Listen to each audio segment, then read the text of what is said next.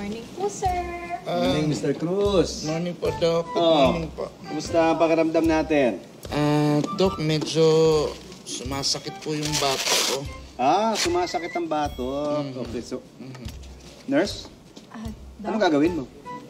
kukunan ko po yung pasyente natin ng BP.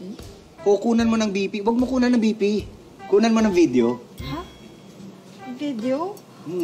Doc, okay lang po ba yun? Okay lang yun. Di ba meron kang vlog? Yan ang gawin mong content.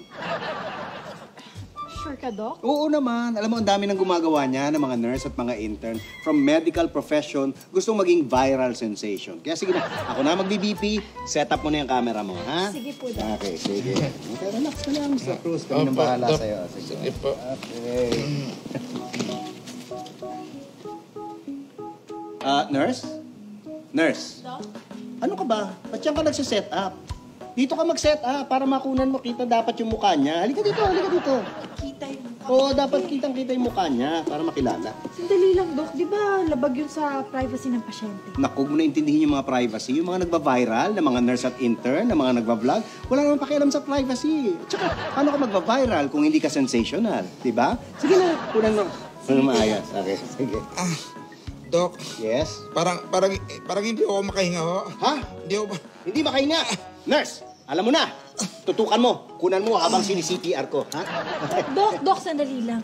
Ilabag yun sa code of ethics natin eh. Huwag mo nang intindihin yung code of ethics. Ang importante ngayon, yung code of clout chasing. Ha? Hindi importante ethics, ang importante aesthetics. Dali, sige, kunan mo. Make sure maganda ang kuha ko, ha? Ha?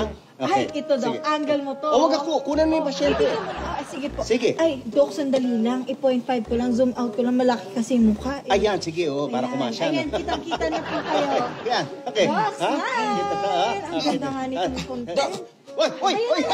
Doc, very good. Salamat po, Doc. Salamat po. Oh, okay na? Anong pakiramdam? Doc, medyo parang nahihilo ho ako. Oh, Pati medyo nagdidilim po yung paligid ho eh. nagdidilim ang paligid. Oy, nurse, alam mo na anong gagawin. Nagdidilim ang paligid. Alam ko na, Doc. Kukuha ko ng ventilator para makahinga yung pasyente. Sandali Ay, lang. hindi. Teka, huwag ka kumuha ng ventilator. Nagdidilim ang paligid. Kumuha ka ng ring light. Kabit mo dyan para mas maganda yung kuha mo. Maliwanag. Okay? O sige, dalian mo. Teka lang. Uy!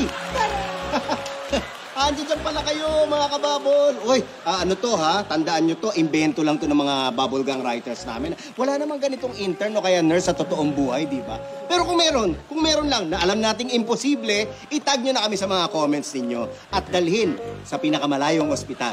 Okay? Until next time, stay safe!